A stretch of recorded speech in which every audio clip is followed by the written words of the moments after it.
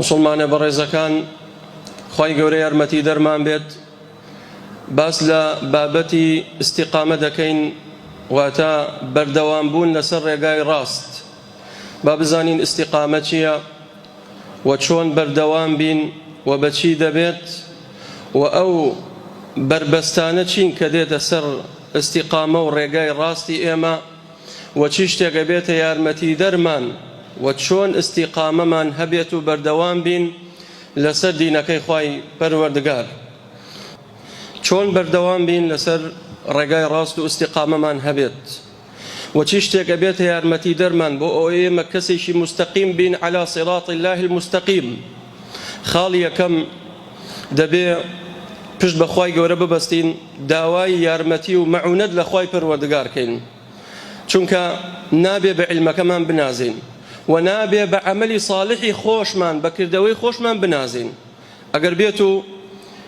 لاپەڕەکانی مێژوو هەڵدەینەوە بگەڕێنەوە بۆ قورئان، خوای تەعالی دوو نمونەمان بۆ باسەکات. خەڵکانێک هەبوون ئەهلی عیلم بوون، لەوانە بەلعامی کوڕی باعوڕا کابرا عالم بوو، داعی بوو، بانخواز بوو، خەڵکی بانگە کرد بۆ لای دینەکەی خوای پەروەردگار، بەڵام چونکە داوای یارمەتی لە خوای گەورە نەکرد، پشتی بە خوای گەورە نەبەست، لە ئاخیرە خوای پەروەردگار گومڕای کرد و سەر لێ شێواوی کرد. واتلو عليهم نبأ الذي آتيناه آياتنا فانسلخ منها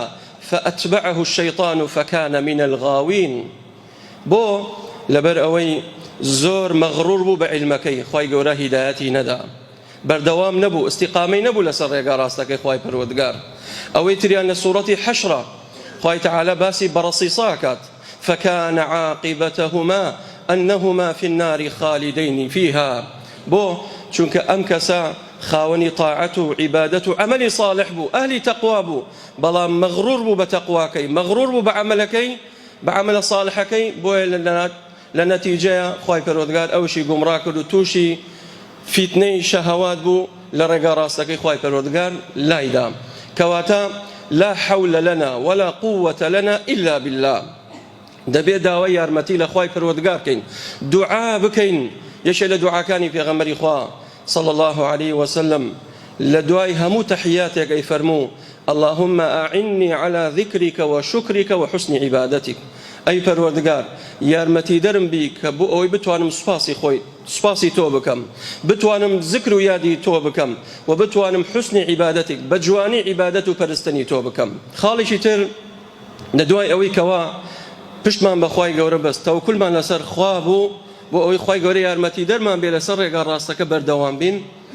دووەم خاڵ عەمەلی صالحە، چونکە خوای تەعالی فەرمێ لە سوورەتی نیسا: ولو أنهم فعلوا ما يوعظون به لكان خيرا لهم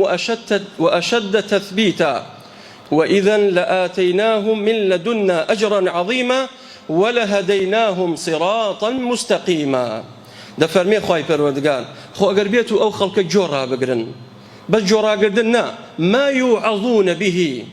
ئەگەر بێت و لە دوای ئەوەی کە فەهمیان بۆ وتارەکە، ئێستا ئێوە دانیشتوونە، خوای تەعالی نەیفەرموو بەس ولو أنهم سمعوا وفقهوا وفهموا، باسی ئەوە ناکە، سەرەڕای ئەوەی کەوا فەهمت بۆ وتارەکە دروزوو بۆ ئەو مەوعیظەیە، ئەو جا بڕۆی تەطبیقی کەی، فعلوا، خوای تەعالی باسی فعلەکات، واتە بە عەمەل بیسەلمێنیت. ئەوەی کەوا جۆت لە وتار بوو، ئەمانە ئێستام قسانی کە کردمان هەموو ئیقامە حوجەیە بەسەرتان براکانم، وا نەزانی هەر بۆ خوتبە بۆ هاتووە بۆ بەس دابنیشی وەڵا مامۆستا ماشەڵڵا خوتبەکەی عیبی نییە، خوتبەکەی خۆشە. ئەوە نییە. ولو أنهم فعلوا ما يوعظون به، أو موعظة دەبێت بفعل. لما تقولون ما لا تفعلون؟ زۆر بەمانەڵێ وەڵێ کاکەم بەقەدەر مەلایەک و مامۆستایەکە زانم، بەڵام فعل نابینین. فعل لەبا مینبەر مامۆستاڵێ با خێزانەکانتان ڕوت و قوت نەبێ، بەڵام ئەچیتەوە خێزانەکەتان ڕوت و قوتە، دەڵێ با کوڕەکە دوا بێ، با چاکە کار بێ، با ئەهلی مزگەوت بێ، با خۆت ئەهلی تەقوا بیت، بەڵام کە دەرچووتە دەرەوە تەقوات نامێنێت، نابێ وابیت، نابێ وابیت.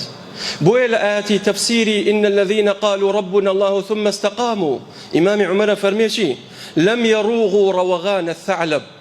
یعنی وەکو ڕێوی ئەملا ئەولا نەکەی، هەر ڕۆژی لەسەر پەتێک نەبی، ئەمڕۆ لە مزگەوت دەرچووی بڕۆیتە ناو مەلهەکان، ئەوجا دابنوشی، ئەوجا لە ناو دەگوڕە قسایە، ئەوجا لە ناو شاییە بتبینی، ئەوجا لە حەفلەی سەری ساڵ، مانگی ڕەمەزان ماشاءالله لە عیبادەت و خواپەرستی بووی کە مانگی ڕەمەزان تەواو بوویتە قورئان نەما نوێژ نەما شەو نوێژ نەما تەقوا نەما خواپەرستی نەما کەوا بووی ئەوە استیقامە نییە ئەوە خۆ هەڵخەڵەتانە لەم یەڕوغ ڕەوەغان الثعلب وبراکانم ئەوەی کە ئەبێتە بربەست بۆ ئەوەی لە ڕێگای ڕاست لاماندا و تووشی انحراف و پێخلیسکان بین دووشتی سەرەکیە یەکەمیان شوبهاتە دووەمیان شەهەواتە دڵی ئینسان ئەگەر وەکو ئەسفەنجێکی لێ بکات هەر کەسێک قسەی بۆ بکات جۆی لێ ڕابگرێت وەکو ئەسفەنجێک هەڵی مژێت ئەو کاتە بەڕاستی چاک و خراپ تێکەڵە بێ نابێ ئینسان وابێ ئەمڕۆ شوبهات و دوودڵی و گومانێ زۆر بڵاو بۆتەوە لە ناو خەڵکە شوبهاتی مولحیدەکان بێدینەکان ئەهلی بیدع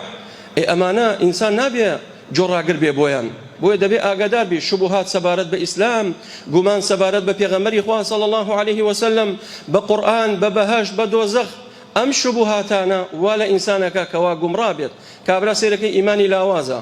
لەگەڵ ئەوەی جۆی لە شوبهەیەک بوو سەبارەت بە ئیسلام و بە پێغەمبەری خوا وای لێ دێ کەسێکی منحرفی لێ دەرەچێ کە سبەینی ئەکاتەوە ئەو کاتە کەسێکی بێ باوەڕی لێ دەرەچێت خوا پەنامان بدە بۆیە نابێ جۆڕا بگری ئەوانە بۆ ئەهلی علم بەجێ بێڵن ڕەنگە کەسێک لە ئێمە لە گۆمە ئاوێک بخینچێت بەڵام خەڵکێک هەیە بدا لە بەحرێ مەلەوان بکا و نەخینچێت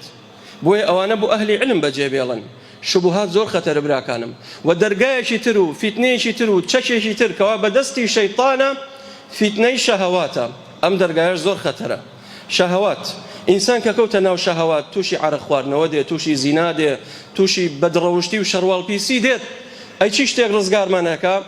شوبهات دەبێ مسلح بی بە علم ڕزگارتەکە لەوێ لە شوبهات بەڵام لەوێ شەهەواتش پێویست بە تەقوایە بۆ ئەوی ڕزگارت بێ